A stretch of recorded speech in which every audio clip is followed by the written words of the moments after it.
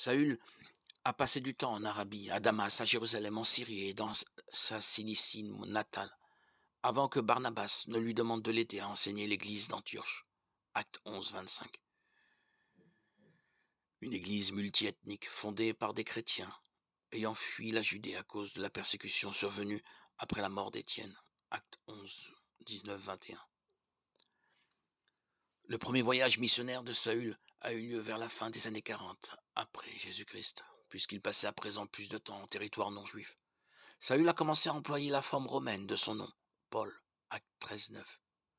Paul est l'auteur de plusieurs livres du Nouveau Testament. La plupart des théologiens s'accordent à dire qu'il a écrit Romains 1 et 2, Corinthiens, Galates, Philippiens 1 et 2, Thessaloniciens, Philémon, Éphésiens, Colossiens 1 et 2, Timothée et Tite. Ces 13 épîtres forment le corpus paulinien et constituent la source principale sur sa théologie. Le livre des Actes offre un aperçu historique de la vie de Paul et de son époque. L'apôtre Paul a passé sa vie à annoncer Jésus-Christ, ressuscité dans tout l'Empire romain, souvent au prix de grands sacrifices. 2 Corinthiens 11, 24, 27. On suppose qu'il est mort martyr à Rome au cours de la deuxième moitié des années 60 après Jésus-Christ.